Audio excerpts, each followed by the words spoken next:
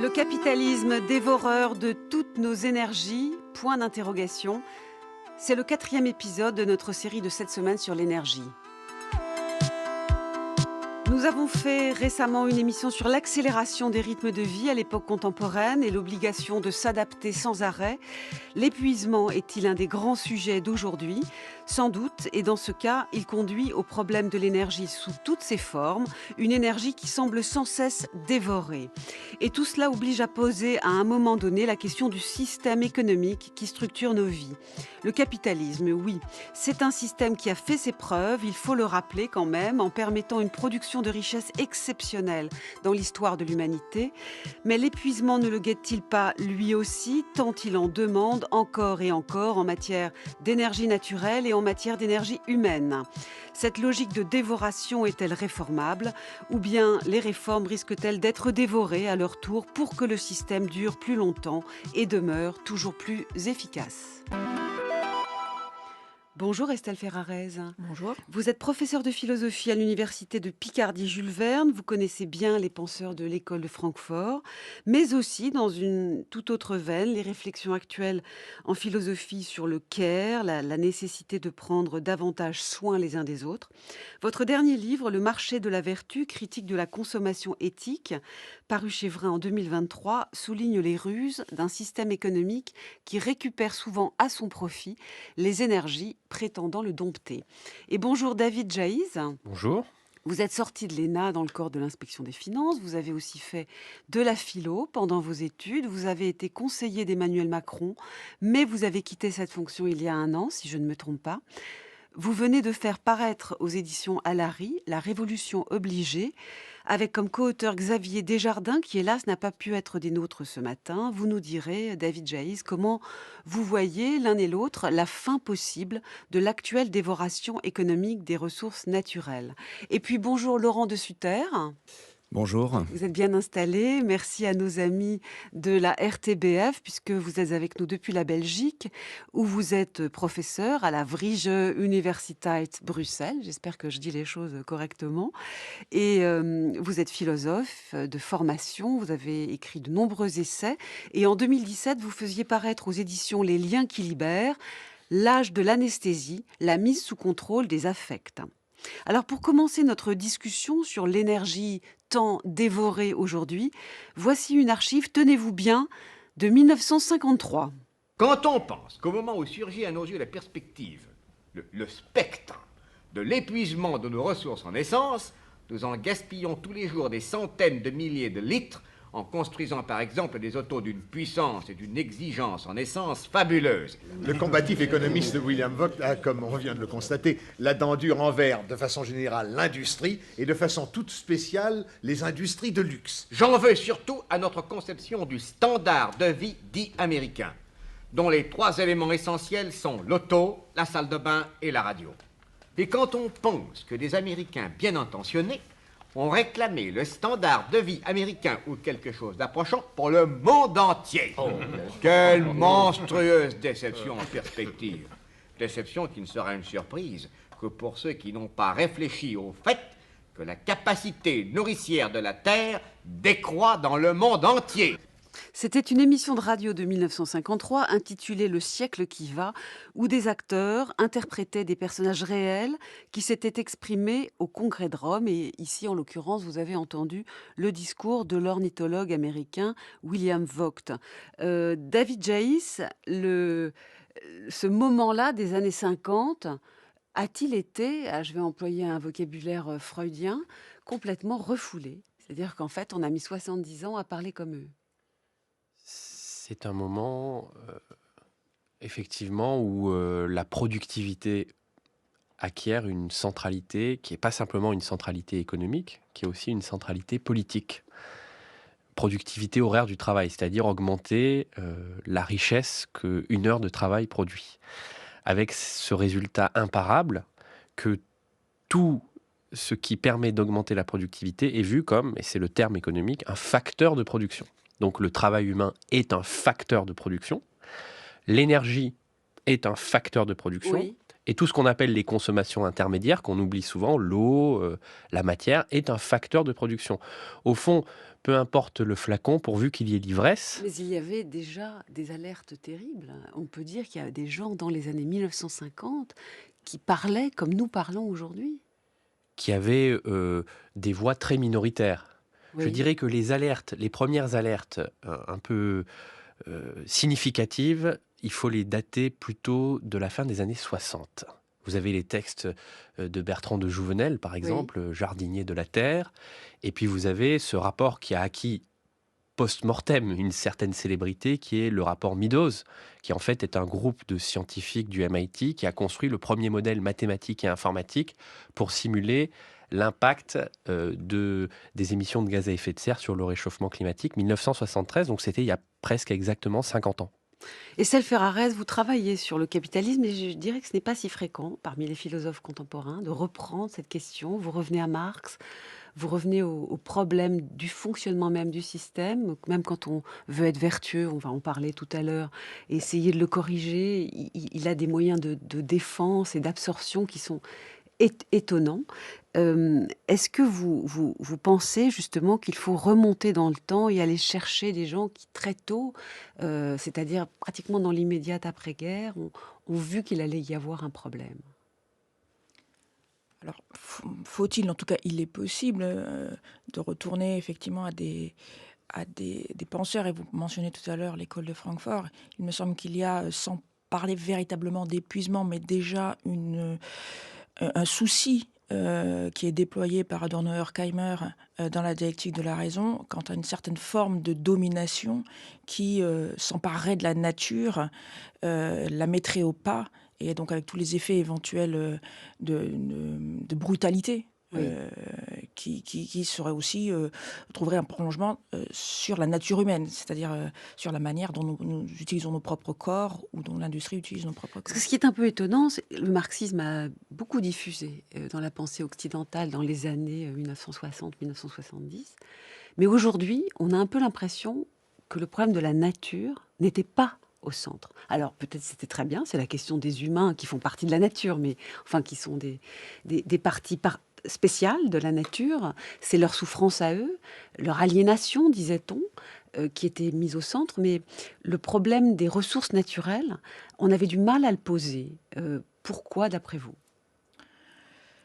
Alors, ce qui est certain, c'est que tel que Marx envisage la logique du capitalisme, il y a une double logique. D'un côté, celle de l'exploitation, de l'autre côté, celle de enfin, ce qui va de l'appropriation ou l'accumulation primitive, c'est-à-dire en fait le fait de utiliser la nature pour accumuler le profit. Et pendant longtemps, en fait, on est sur cette double lecture. Et d'ailleurs avec en général un intérêt plus particulier pour l'exploitation. Et c'est vraiment à partir, je dirais c'est très tard, il y a une vingtaine d'années, que l'accélération de la crise environnementale va commencer à susciter des réflexions qui, au contraire, tentent de faire de l'épuisement des ressources, de l'épuisement de la nature, de l'assèchement des sols, etc., non pas simplement un effet collatéral, mais véritablement le cœur du processus d'accumulation. Donc là, si vous voulez, il y a un paradigme qui existe déjà en fait chez Marx, mais qui en fait est toujours sur des doubles rails. Et depuis une vingtaine d'années, c'est vraiment ce paradigme de l'assèchement, de l'épuisement, qui devient central dans l'analyse du capitalisme. Avec des gens, par exemple, qui vont comme David Harvey ou Jason Moore. Mais en fait, cette idée d'une centralité de l'accumulation primitive, en fait, quelque chose qui aurait continué tout le temps, on le retrouve en fait déjà chez Rosa Luxembourg. Donc, dans les années 20. Bien sûr. En fait, il y avait de quoi dans les textes penser ces questions, mais c'est comme si l'histoire choisissait ces moments et ces questions. Et d'ailleurs, on peut se demander si aujourd'hui, il n'y a pas une priorité absolue aux questions qui concernent la nature en dehors des humains, qui est dévoré, hein, ça c'est assez clair. Et si la question de la souffrance humaine dans le système économique n'est pas passée un petit peu au deuxième plan, est-ce qu'on arrive à tout penser en même temps? J'aimerais bien votre analyse aussi de la réception de tous ces gens qui depuis très longtemps sont critiques du système économique capitaliste. Quel est ces temps de réception différents? Qu'est-ce que vous en pensez, Laurent de Sutter? Ah, écoutez, ce qui est certain, je crois, c'est que c'est dans la réception intellectuelle, théorique et philosophique des problèmes liés à l'exploitation de la nature, ce qu'on appelle l'extractivisme en l'occurrence, puisque c'est le mot qui synthétise d'une certaine manière la rencontre entre destruction de la nature et exploitation capitaliste. Il me semble qu'en effet, il y a toute une série de liens qui sont opérés, disons, dans une certaine direction. On remet en cause la distinction entre nature et culture. On observe à quel point, en fait, les systèmes humains sont des systèmes de dépendance et non pas des systèmes d'indépendance, comme on l'a longtemps cru, donc qui requièrent, en effet, une reprise en considération de l'ensemble des données matérielles qui les rendent possibles, de ce que certains penseurs, notamment de l'accélérationnisme de gauche, ont nommé précisément la plateforme matérielle du capitalisme. Mais il est vrai qu'une tendance ou un problème peut être observé, disons, dans la plupart de ces mouvements, c'est la tendance à oublier que c'est quand même nous qui causons. D'une certaine manière. C'est quand même nous qui parlons et qui parlons au fond d'un espace, la Terre, qui est un espace de plus en plus dévasté et une dévastation dont évidemment plein d'espèces, plein de formes de vie, plein d'écologies sont les victimes, mais dont les victimes les plus potentiellement, en tout cas les plus immédiates, c'est nous-mêmes, si vous voulez. Et donc c'est vrai que réfléchir aujourd'hui à la question de la destruction de la Terre, à la question du rôle qui jouent les énergies, implique aussi de réfléchir à la manière dont, en tant qu'être humain, l'humanité, si ce mot a un sens, dépend ou repose effectivement sur quelque chose à quel point en fait notre destinée est liée précisément à ces questions d'énergie et de monde extérieur. Alors c'est nous qui causons, j'aime bien votre expression, y compris lorsque nous parlons, non pas de nous directement, mais de la planète. Je voudrais juste, pour être concret et savoir de quoi on parle exactement, que nous entendions François Gémen du GIEC, qui, je trouve, a un propos que je vais vous faire entendre, très synthétique sur l'ensemble des problèmes d'aujourd'hui en matière de dévoration d'énergie de la planète. Pour parler de ce jour du dépassement, nous sommes avec notre invité François Gémen. Bonjour, vous êtes chercheur au FNRS en Belgique, auteur principal pour le GIEC. À chaque décennie qui passe, ce jour arrive un peu plus tôt. Qu'est-ce que l'on peut préconiser pour retarder justement ce processus qui a l'air aujourd'hui inéluctable ? Alors je dirais qu'il y a sans doute 3 domaines qui sont essentiels. Il y a d'abord la question du climat. Et là, la priorité, c'est évidemment de sortir des énergies fossiles le rapidement possible. Je rappelle que les énergies fossiles, c'est-à-dire le gaz, le pétrole et le charbon, représentent encore aujourd'hui à peu près 85% du mix énergétique mondial, c'est-à-dire de la totalité de l'énergie que nous produisons chaque jour. Ensuite, il y a, deuxième sujet, les océans avec un problème de surpêche. Troisième sujet, le sujet de la biodiversité. Et là, c'est surtout un problème de déforestation et d'artificialisation des sols. Alors, un mot des ambitions politiques. Est-ce qu'elles sont aujourd'hui à la hauteur des enjeux ? Non, très clairement, les ambitions politiques ne sont pas à la hauteur des enjeux. Il y a des gouvernements qui agissent, mais qui n'en font pas assez. Il y a des gouvernements qui font semblant d'agir, mais qui en réalité ne font rien du tout. Et il y a des gouvernements qui rament à contre-courant et sans vent. Le problème, c'est aussi un problème de mandat. Il faut toujours se souvenir qu'au lieu de blâmer sans cesse les gouvernements, je crois qu'il faut se souvenir aussi que ces gouvernements sont élus et ne reçoivent pas de mandat clair pour agir en faveur de l'environnement. François Gémen, du groupe d'experts intergouvernemental sur l'évolution du climat, était là interviewé sur France 24 il y a un an, en septembre 2023. David Diaz, je ne sais pas si ça vous fait cet effet, mais c'est tellement énorme tout ce qui est dit, les grandes catégories de problèmes. On entend d'ailleurs très bien dans l'interview qu'à un moment, il ne faut pas blâmer les gouvernements, mais en même temps, il est très très clair que ce que nous faisons est très insuffisant. Il y a quelque chose qui relève du désespoir et de l'inhibition de l'action, en tout cas pour nous qui ne sommes pas des spécialistes. Nous ne savons vraiment pas comment sortir de là. Qu'est-ce que vous, qui connaissez mieux ces sujets, avez à nous dire sur notre impression, je crois, assez commune ? Je dirais surtout puisqu'on est dans une émission de philosophie, Oui. que la question du changement climatique et plus largement des dérèglements écologiques bouleverse deux catégories de la pensée politique moderne. La première, c'est celle de représentation et du mandat que nous confions à nos représentants. Dans la théorie classique de la représentation, quand vous élisez un maire, il est entendu qu'en tant que citoyen, vous l'élisez pour qu'il applique un programme ici et maintenant. C'est-à-dire qu'il va être le mandataire de citoyens sur un territoire.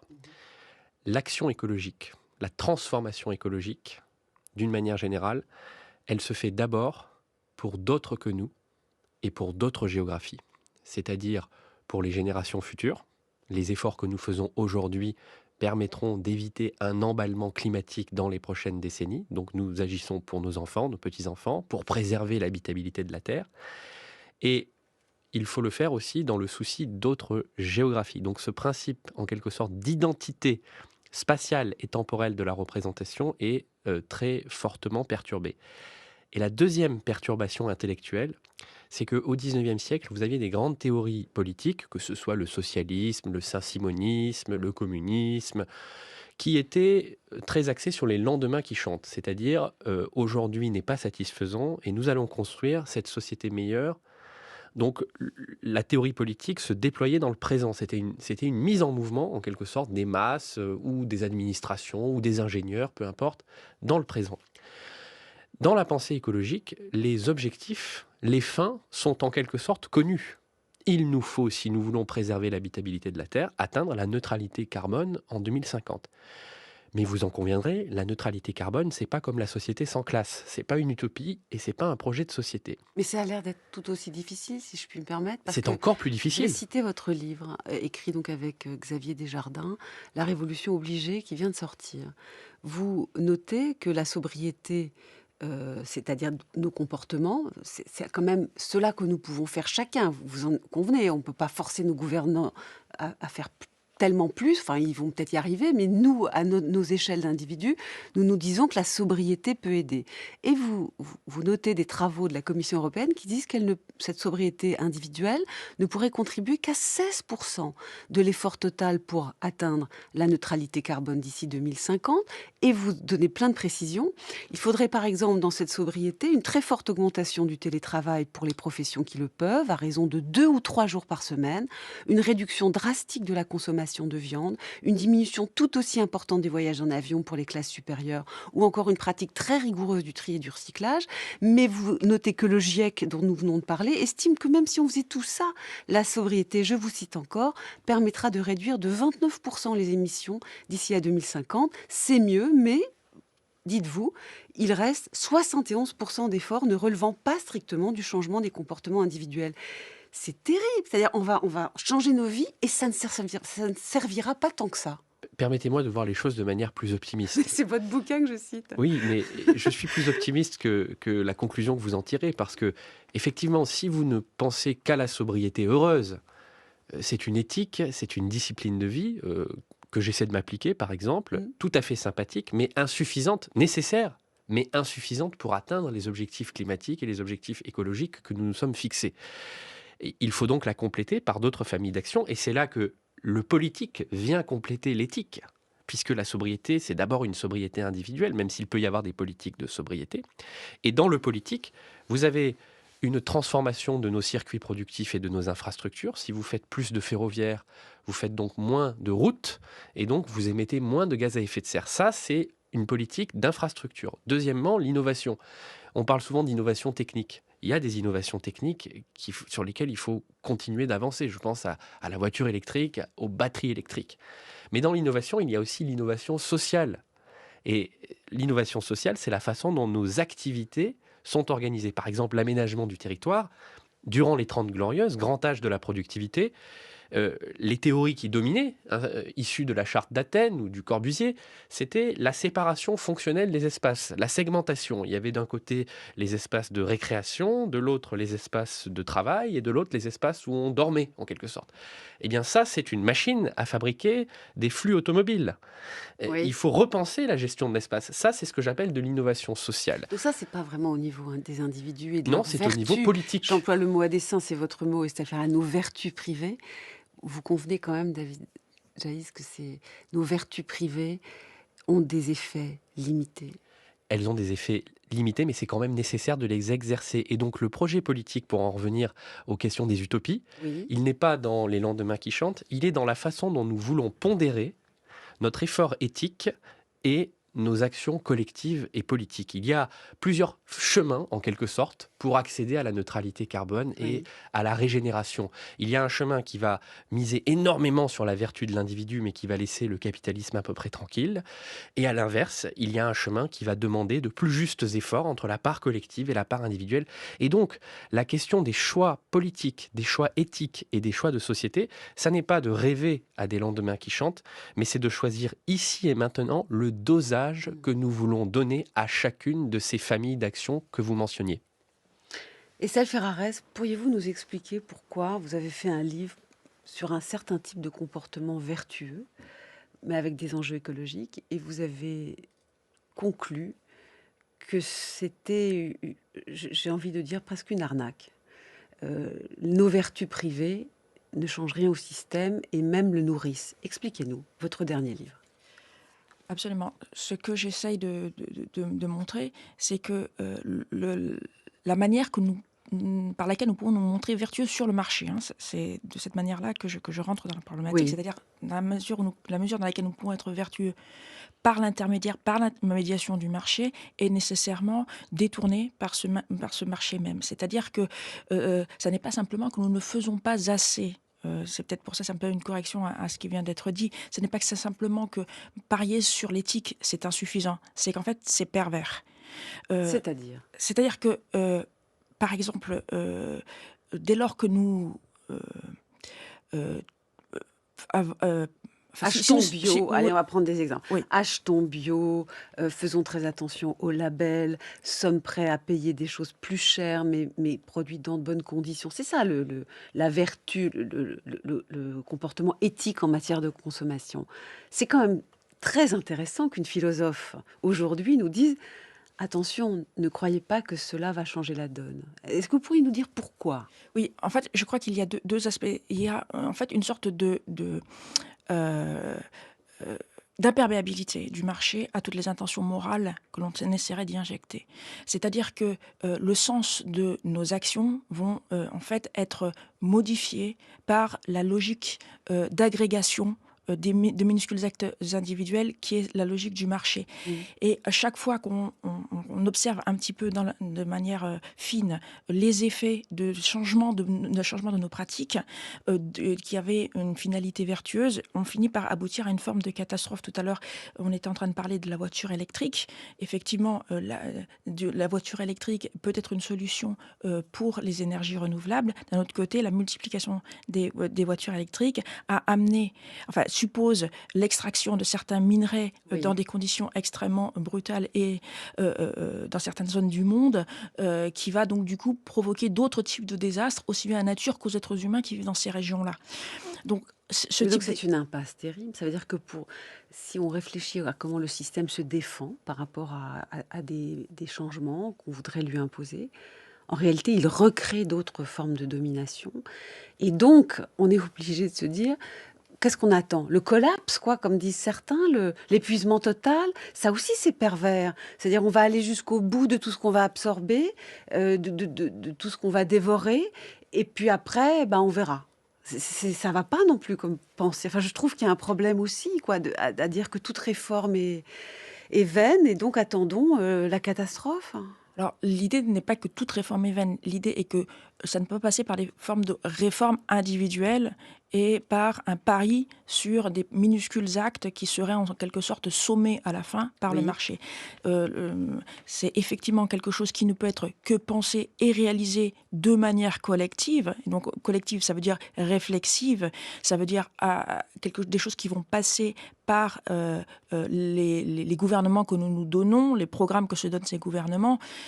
Et là, effectivement, s'il y a toute une réflexion sur, disons, il faut donner quelques exemples, la nationalisation des énergies, l'obligation qui peut être imposée aux entreprises, par exemple, de recycler leurs propres déchets, toute une série de choses qui, en fait, qui ne sont pas au niveau individuel. Exactement. En fait, c'est ça que vous dites. Exactement. Effectivement, toute une politique des infrastructures, là, auquel vous faisiez allusion tout à l'heure. Alors là, il y a une chance pour qu'effectivement, on passe à une autre échelle et surtout que donc l'effet même ne soit pas laissé au marché. Laurent de Suterme, je vous ai laissé un peu silencieux, mais nous allons parler de vos travaux aussi. Et d'abord, j'aimerais savoir comment vous recevez cet échange qu'on a eu, qui met en lumière une impuissance individuelle qu'il faut peut-être regarder en face à l'égard de la dévoration des énergies en ce moment, et notamment des énergies naturelles par le système capitaliste. Comment vous regardez ce problème de l'impuissance individuelle ? Disons que si on écoute de près ce qui vient d'être dit, il s'agit d'impuissance, mais d'une impuissance qui est relative, ou d'une impuissance marginale. Ça fait quand même un petit tiers, disons, des efforts à fournir. Il reste évidemment les 2 tiers qui sont de nature structurelle, industrielle, infrastructurelle, etc., qui sont en effet qui est l'endroit où, pour l'instant, en tout cas, le bas blesse, et dans lequel on sent très bien que les investissements sont les plus, disons, les plus réticents. Et ils sont réticents pour une raison qui est une raison relativement claire, c'est que le capitalisme dont on parle depuis tout à l'heure, c'est pas une espèce d'espace éternel du lucre et du gain qui appartiendrait ou co-appartiendrait aux structures de pouvoir du monde, mais c'est quelque chose que l'on peut positionner d'une certaine manière dans l'histoire et positionner dans sa relation précisément à l'exploitation énergétique. C'est-à-dire qu'en gros, si vous enlevez les énergies, et en particulier les énergies fossiles, c'est aussi simple que ça, il n'y a plus de capitalisme. Et il n'y a plus de capitalisme pour une raison relativement claire, c'est que les énergies fossiles, ce qu'elles ont apporté, le charbon d'abord, mais surtout, bien évidemment, le pétrole, c'est au fond une multiplication invraisemblable de la plus-value dans le monde. L'énergie, c'est pas juste quelque chose qui vous permet de faire autre chose. L'énergie, c'est littéralement de la valeur qui jaillit du sol. Et le pétrole, sa grande spécialité ou sa grande particularité, c'est que, en tout cas, pendant le début, disons, de son exploitation, c'était littéralement du pognon que la terre pissait, qu'il s'agissait juste de récolter et d'exploiter. Et donc le capitalisme et toute une série d'effets secondaires du capitalisme, dont certains positifs, l'état social, les droits sociaux, etc., on peut les analyser, et ça a été analysé par certains historiens, je pense à Timothy Mitchell, comme le produit de cette multiplication invraisemblable de la plus-value sur Terre liée à ces ressources. Donc la question qui se pose pour l'instant est celle, effectivement, de savoir si, d'une part, la mainmise sur cette plus-value doit être laissée effectivement aux capitalistes qui les exploitent de manière massivement extractiviste et à un prix délirant pour la planète, mais pas du tout pour leur poche. Et puis, de l'autre côté, si il s'agit de repenser en effet la question des liens entre valeur et énergie. Est-ce qu'on a besoin de tant de valeur? Ce qui nous ramène à nouveau à nous-mêmes et au fait qu'en effet, quoi qu'il arrive, même si les choses sont difficiles et si ça paraît en effet un peu désespéré, l'effort est quand même nécessaire, comme ça a été rappelé tout à l'heure. Nous devons beaucoup au pétrole. Enfin, c'est quand même ce que vous dites dans le sillage de Timothy Mitchell que vous citiez, auteur en 2011 d'un livre qui s'appelle toujours Carbone, démocratie, le pouvoir politique à l'ère du pétrole. Si on change tout, il y a peut-être un risque, David Jaïs, que on change tout ce que le système jusqu'ici a créé, et mine de rien, avec des frictions, il nous a apporté de la richesse, du confort, mais aussi des revendications de droits qui ont pu être entendues. Alors, je ne dis pas que c'est le capitalisme qui était pour, mais enfin, il y a eu toute une mécanique de développement, on va dire. C'est ça que disait à l'instant Laurent de Sutter. Si on change tout, si on arrête avec les énergies fossiles, si on produit moins et on a moins à consommer, nous, les humains, on va aussi changer nos droits, nos conforts. Il faut prendre conscience de ça. Ce qui est certain, c'est qu'il y a un lien dynamique et même dialectique entre l'accélération industrielle formidable qui a été portée par les énergies fossiles, d'abord par le charbon. au XIXe siècle et ensuite par le pétrole au XXe siècle, de manière cumulative, puisque le pétrole n'a pas remplacé le charbon, le pétrole s'est additionné au charbon dans une logique de symbiose énergétique, pour 2 raisons d'ailleurs. C'est pas les mêmes usages. C'est-à-dire que le charbon, ça sert à produire de l'électricité, ça sert à l'industrie. Le pétrole, ça sert d'abord à la mobilité. Et donc, ça a permis une démultiplication de l'automobile individuelle, mais aussi des navires de fret, mais aussi des avions. Et plus vous fabriquez, et c'est là que c'est un peu pervers, plus vous fabriquez des automobiles qui ont besoin du pétrole pour circuler, plus vous consommez du charbon, puisque l'acier, le processus de fabrication de l'acier, il est très intensif en charbon. Mais ce qui est vrai aussi, et c'est pour ça que je parle de relation dialectique, c'est cette accélération industrielle a aussi engendré, dans la douleur, dans le conflit, mais elle a engendré l'état social, la sécurité sociale, la sécurité matérielle des individus, et que sortir brutalement de cette logique industrielle, c'est prendre le risque de mettre à bas l'état social. Et c'est là que la pensée a un énorme travail à faire, puisqu'il nous reste à peu près 25 ans pour changer de système énergétique. C'est-à-dire qu'aujourd'hui, 82% de l'énergie primaire que nous consommons, que nous mangeons littéralement, puisqu'il s'agit de dévoration dans le monde, elle est fossile. C'est du pétrole, du charbon ou du gaz. Si nous voulons atteindre la neutralité carbone, il faut passer de 82% à zéro net. Donc on peut dire 15% en valeur absolue, puisqu'il y a la fonction stockage du carbone. Il faut le faire en 25 ans. Comprenez bien qu'au XIXe siècle, quand le charbon est entré dans l'équation, il entre dans l'équation vers 1800. En 1840, le charbon ne représente que 5% du mix énergétique total. On dépend encore beaucoup des énergies renouvelables et de la biomasse, et notamment du bois de chauffe. En 1900, il est passé à 50%. Donc vous voyez bien qu'il nous faut faire en 25 ans ce qu'on a mis 120 ans à faire, et surtout ce qu'on a fait selon une logique d'addition. C'est-à-dire que le bois, il y a des travaux de Jean-Baptiste Fressoz sur ce sujet, n'a pas du tout disparu à mesure que le charbon entrait dans l'économie. Au contraire, plus on creuse des mines de charbon, plus on a besoin de millions d'hectolitres de bois pour étayer ces mines. Et là, ce que nous devons faire, c'est sortir des énergies fossiles, mais sans accélérer la pression énergétique, voire même en la réduisant. Il y a une composante inévitable, quels que soient les scénarios qu'on prend de transition énergétique, il y a une composante inévitable de sobriété. Donc c'est une modification sans précédent de nos activités sociales. Mais vous ne parlez pas de sortie du capitalisme. C'est une question qui me paraît trop théorique pour être intéressante. En réalité, ce dont je parle, c'est plutôt d'une révolution industrielle en profondeur, c'est-à-dire une modification très profonde de nos façons de faire société, de produire. Mais qu'est-ce que ça veut dire, ça, faire société? Tout le monde dit comme ça. Moi, je n'ai jamais compris cette expression, faire société. Qu'est-ce que ça veut dire? Alors, c'est vrai que l'expression peut paraître un peu bateau, mais très concrètement, ça veut dire que, je vous parlais tout à l'heure d'aménagement du territoire. Est-ce que nous avons besoin d'avoir autant d'étalement urbain? Est-ce que nous avons besoin d'avoir autant de maisons individuelles et autant de commutations automobiles pour relier les espaces? Ça, c'est la production de la société, de l'infrastructure sociale. Et donc, on peut le faire avec un système qui a une logique du capital, du travail, etc., et qui pourtant, là je vais revenir aux enjeux conceptuels, a été défini par Marx comme un véritable vampire, un suceur d'énergie terrible, que ce soit des énergies naturelles ou des énergies humaines. Et je voudrais qu'on revienne à ce problème, d'autant qu'il vous intéresse tout particulièrement, Laurent de Sutter. Écoutez ce texte de Marx, du Capital, 1867. Le capitaliste a acheté la force de travail à sa valeur journalière. C'est donc à lui qu'appartient sa valeur d'usage pendant la durée d'une journée de travail. Il a donc acquis le droit de faire travailler pour lui un travailleur pendant une journée. Mais qu'est-ce qu'une journée de travail? C'est moins en tout cas qu'une journée de vie naturelle. De combien? Le capitaliste a sa propre opinion sur cette limite où doit s'arrêter la journée de travail. En tant que capitaliste, il n'est que capital personnifié. Son âme est l'âme du capital. Or, le capital a une unique pulsion vitale, se valoriser, créer de la survaleur, pomper avec sa partie constante, les moyens de production, la plus grande masse possible de surtravail. Le capital est du travail mort, qui ne s'anime qu'en suçant tel un vampire du travail vivant. et qui est d'autant plus vivant qu'il en suce davantage.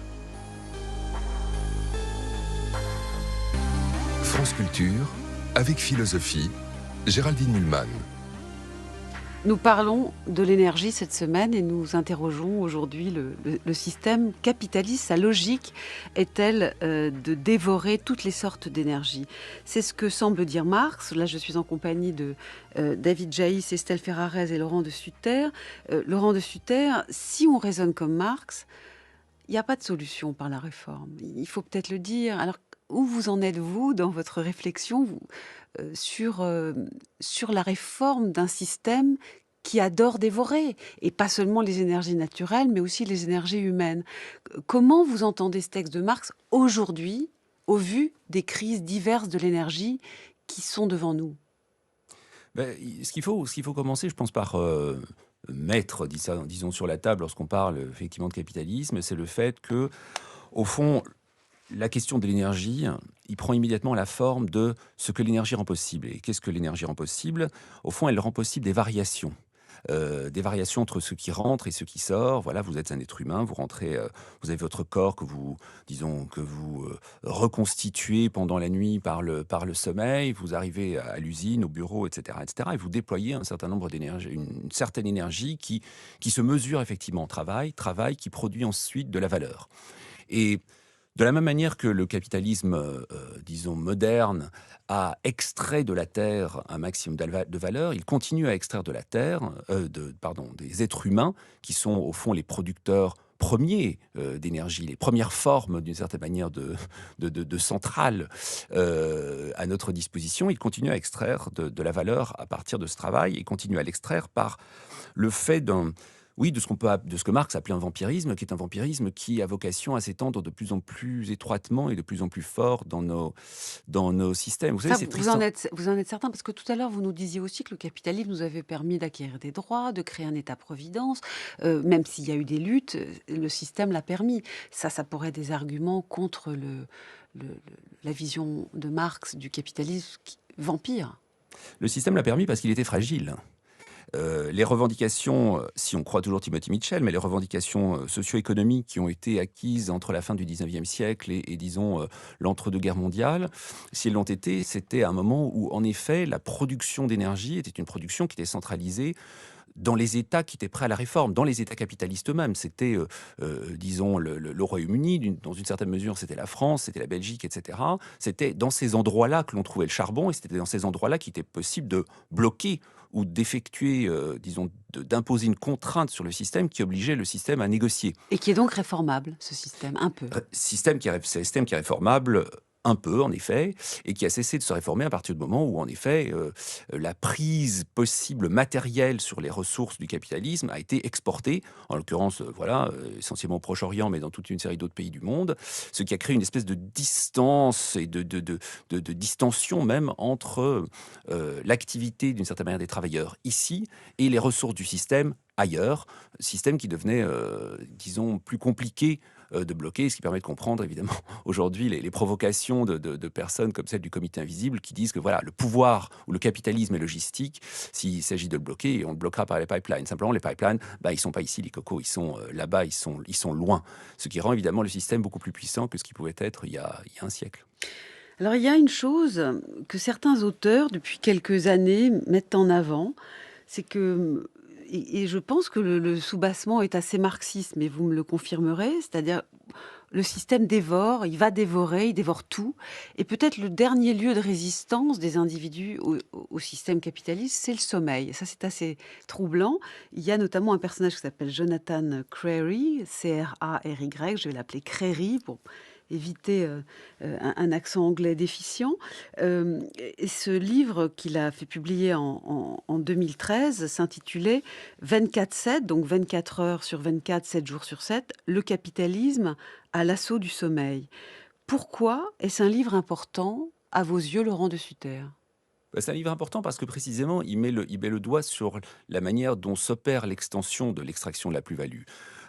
Elle part du sol, elle arrive au corps des êtres humains, et puis elle arrive évidemment à cette frontière, une frontière de la manière qu'il y a une frontière des réserves, si vous voulez, d'énergie fossile dans le sol, il y a aussi une frontière des énergies actives, des énergies de travail des êtres humains, frontière qui à nouveau implique un renouvellement pour que cela puisse fonctionner, renouvellement, voilà, dans la frontière et le sommeil. Et il est vrai qu'on peut observer depuis, disons, un siècle et demi, enfin, de manière parallèle à l'exploitation de plus en plus croissante des ressources naturelles de la Terre, toute une série de tentatives pour rectifier les êtres humains, pour en effet les rendre efficaces le plus longtemps possible, les rendre efficaces de la manière la plus importante dans une journée, pour essayer de grignoter d'une certaine manière les zones qui sont les zones d'improductivité, les zones d'inénergie d'une certaine manière des êtres humains, ou les zones dans lesquelles cette énergie ne produit pas de valeur, valeur que l'on puisse ensuite extraire. Et on a pu le voir dans toute une série évidemment d'inventions techniques et d'inventions chimiques, mais en effet la centralité, la nouvelle frontière aujourd'hui est en effet la valeur, et la manière dont Créry décrit l'assaut contre la nuit de sommeil, contre la nuit de 8 heures, fait partie, je pense, aujourd'hui, en effet, des grands enjeux et des grandes difficultés du capitalisme contemporain. C'est-à-dire que même sur le sommeil, le système économique essaye de rogner. Nous avons perdu plus d'1 heure en un siècle de sommeil en moyenne. Beaucoup de cadres américains dorment moins de 6 heures par nuit maximum. C'est pas du tout les 8 heures que vous évoquez. Et ça, c'est intéressant, Estelle Ferrarez, parce que c'est comme si ça montrait que l'individu, dans un besoin physiologique, exprime le dernier foyer de résistance. Parce qu'en même temps, le système, il a intérêt à ce que les individus soient efficaces. Donc à un moment donné, il va les lui donner, ces 8 heures, il va les lui redonner. C'est comme si le lieu de résistance ultime, c'était le corps et ses cycles de vie. Alors, moi, je me demande si c'est pas quelque chose qui est un peu erroné, justement, et qui est le problème, la faiblesse au cœur de cette généralisation du paradigme de l'épuisement. Je crois que le capitalisme ne fait pas qu'épuiser. Il produit aussi, il engendre des choses, et y compris de la réalité physiologique. Il produit des énergies libidinales, des énergies morales, par exemple, certaines formes de care qu'il va pouvoir mettre à profit. Care, donc la sollicitude, le soin des autres. Exactement. Oui. Il produit des subjectivités qui vont tendre vers certaines aspirations. De la richesse, du confort, du bien-être, en plus. Tout ça. Ouais. Mais donc, ce que je veux dire, c'est cette espèce de conception du capitalisme comme étant uniquement ce vampire. Je pense que ça laisse de côté de nombreuses logiques du capitalisme qui est beaucoup plus créative que ça. Il ne fait pas qu'éteindre. Il produit une réalité dont nous ne voulons pas, mais il produit. Et il a intérêt aussi à ce que nous allions bien. Exactement. C'est ce que vous dites.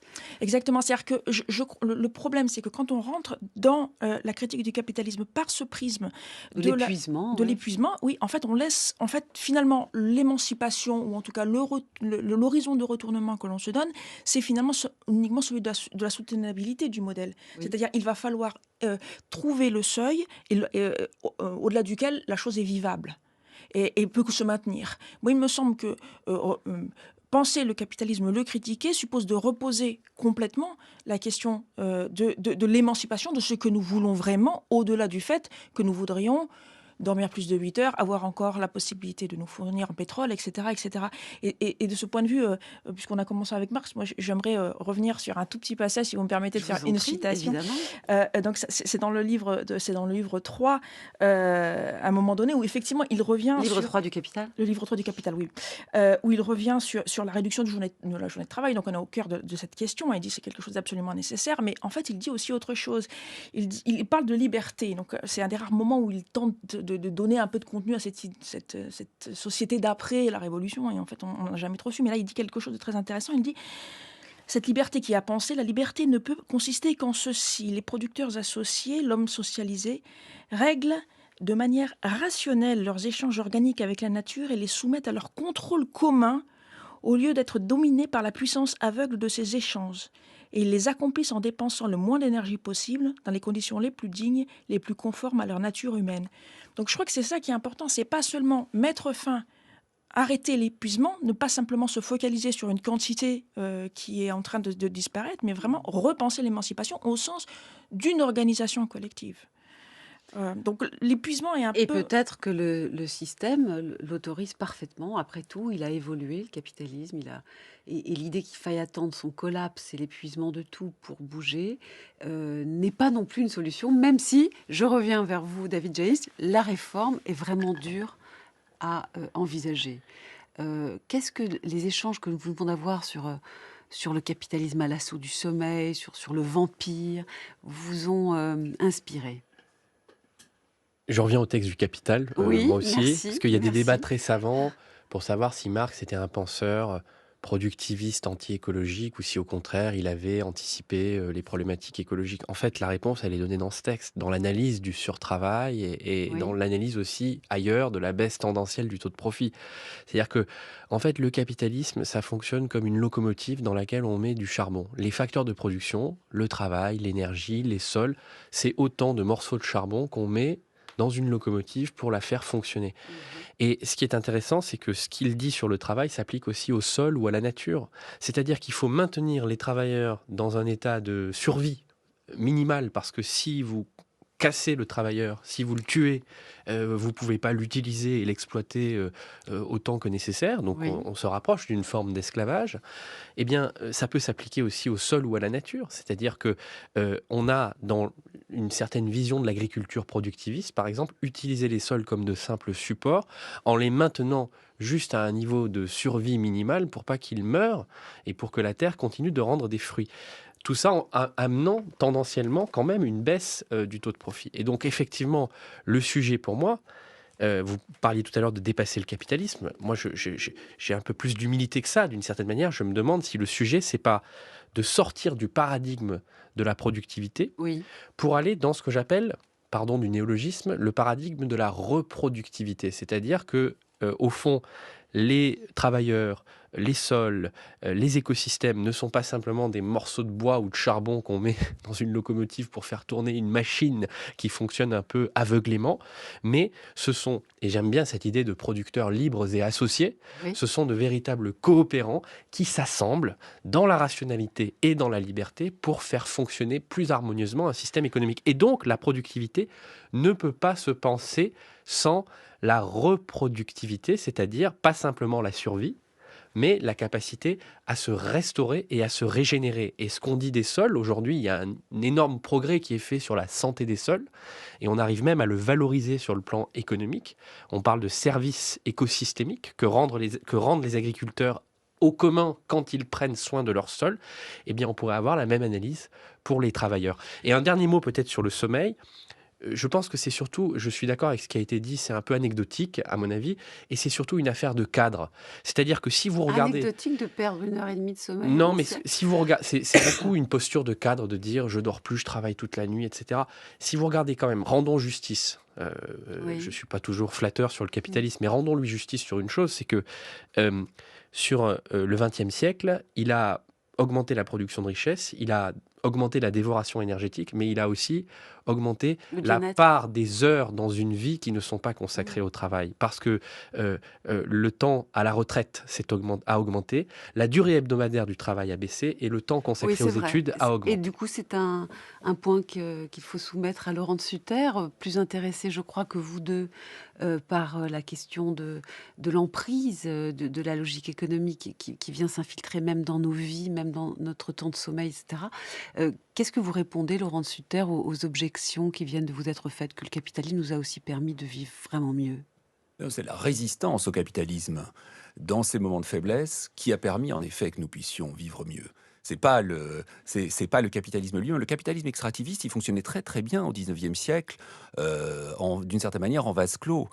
C'est à partir du moment où des possibilités de blocage de ces flux extraordinaires de richesses se sont faits de jour, qu'il s'est fait jour aussi la nécessité peut-être de négocier un petit peu. Si on voulait continuer à se remplir les poches, d'une certaine manière, il fallait en effet davantage ménager sa monture. Mais au 19e siècle, les propriétaires, les capitalistes n'avaient pas du tout peur de la reproduction de leur force de travail. Il y avait trop de gens de toute manière, donc on pouvait les tuer au boulot, ça posait strictement aucun problème. Donc vraiment, je pense que la question de la résistance d'une certaine manière à ce mouvement est ce qui en a produit en effet dirais, ce dont on bénéficie aujourd'hui, ce dont on bénéficie, dont vous observerez tout de même qu'on est en train de le perdre gentiment, une chose après l'autre, au nom effectivement de toute une série de principes de gestion plus ou moins débiles, mais que la raison économique semble devoir imposer comme faisant partie d'une réalité. Moi, si vous voulez, la question que je me pose quand on parle de capitalisme, c'est véritablement celle de la manière dont les structures la réalité dans laquelle nous vivons et dont, comment dirais-je, la dimension précisément de réalisme semble intrinsèquement liée. Et il me semble que on peut se remettre et qu'on devrait se remettre à débattre de la question de la réalité qui est la nôtre, spécialement dans un moment de danger planétaire comme le nôtre, et qu'en effet, le capitalisme ou un certain capitalisme du dernier siècle et demi, je ne pense pas qu'il nous indique la bonne direction. Mais il est, semble-t-il, réformable. Et donc, ma dernière question sera pour vous, David Jaïs. J'étais saisie dans votre livre par le fait que, au fond, les Américains arrivent à faire bouger le système parce que, fondamentalement, ils créent des règles incitatives, des aides à l'investissement pour la construction ou l'équipement, dites-vous, d'usines, avec des subventions à chaque fois qu'il y a de l'énergie décarbonée. Le modèle chinois, il planifie, c'est encore autre chose. Le modèle le plus difficile à réformer, j'ai l'impression, c'est le modèle européen, c'est ce que vous dites, et pourtant c'est un énorme enjeu, c'est le vôtre. Et pourquoi ? Parce que la réglementation, elle a des effets pervers. Nous n'incitons pas tant que ça, nous ne planifions pas tant que cela, dites-vous. Nous sommes dans un autre système qui est la réglementation. Et si vous pouviez en dire quelques mots, je trouve ça très stimulant. Oui, alors déjà, ni la Chine ni les États-Unis ne sont des exemples aujourd'hui en matière d'environnement. C'est pas ce que j'ai dit. Ce sont des pays extrêmement pollueurs. Mais ce que nous avons voulu rétablir avec Xavier Desjardins dans ce livre, c'est l'idée qu'ils ne font rien. Nous avons voulu la contredire plutôt. C'est-à-dire qu'ils mettent en œuvre des programmes de transformation écologique, alors qui sont écomodernistes, c'est-à-dire centrés en fait sur la transformation du mix énergétique, et ils le font avec leur philosophie politique propre. C'est-à-dire que la Chine, par exemple, incorpore la transformation environnementale à son dispositif de contrôle social, en mettant en place un crédit environnemental. Donc chaque secteur et chaque entreprise a certains types de niveaux de pollution à respecter. Si elle ne le fait pas, elle n'a plus accès aux capitaux publics, aux crédits, etc. Les États-Unis, ils le font par une politique de l'offre, j'allais dire conditionnée. C'est-à-dire, si vous voulez recevoir des subventions ou des crédits d'impôt, vous devez changer votre système énergétique, passer à des énergies renouvelables, décarboner votre électricité, etc. Il n'y a rien sur la sobriété et surtout, il n'y a rien sur la transformation humaine et sociale qui est elle aussi nécessaire. Et c'est pour ça que le projet européen, qui aujourd'hui est quand même encore assez bureaucratique, assez réglementaire, même s'il est le plus ambitieux en termes d'objectifs, il manque un peu sa cible parce qu'il manque cette exigence démocratique et cette exigence de liberté, de responsabilité, d'autonomie qui normalement est au cœur de la philosophie politique européenne et qu'on n'a pas encore réussi à faire vivre, probablement en raison des perturbations intellectuelles que l'écologie amène dans la pensée politique dont je parlais au début de l'émission. Donc oui, bien sûr, Chinois et Américains ne sont pas des modèles, mais c'est vrai qu'ils ont des logiques d'intervention sur le système économique qui sont assez claires, dites-vous. Et nous, la réglementation, eh bien, elle est difficile à mettre en œuvre et à être surtout acceptée par tout le monde. Je vais vous laisser le dernier mot, Estelle Ferrarez. Est-ce que vous pensez quand même que les individus, faisant face à plein de réglementations, peuvent rester critiques, installer un rapport éthique personnel à leur consommation, sans, comment dire, gâcher tous les rêves, quoi. C'est-à-dire, parce que votre livre est vraiment raide, hein. On a l'impression que quoi qu'on fasse, on est fichu. C'est terrible, mais je pense que ce n'est pas votre dernier mot. Non, absolument. Je pense, alors sur le maintien de la critique, j'en suis absolument certaine. Je crois même qu'on est dans une période où aucune période n'a été autant critique que la nôtre. D'une certaine manière, nous sommes tous des critiques au quotidien du capitalisme. Donc la critique, elle est là. La question qui se pose, c'est celle de son efficacité. Et ce que j'essaye de dire, moi, c'est que ça ne peut pas être par la voie d'une éthique réalisée sur le marché que nous pouvons éviter ce spectre d'un épuisement absolu de toutes les énergies. Par la pression politique. C'est par la pression politique, mais pas que de la pression, parce que là, c'est encore quelque chose qui relèverait d'une forme d'externalité. C'est vraiment le système politique qui est à repenser et qui est, en tant que sédimentation de valeurs, le lieu qui peut complètement reconstituer un autre être ensemble et un ensemble de politiques publiques qui, lui, peut transformer radicalement la façon dont nous allons avancer dans les décennies à venir. Merci beaucoup Estelle Ferrarez, Laurent de Sutter et David Jaïs. Les références de vos travaux sont précisées sur notre site et je vous propose maintenant d'écouter la chronique de Frédéric Worms qui cette semaine réfléchit au hasard et à la vie. Voici le pourquoi du comment.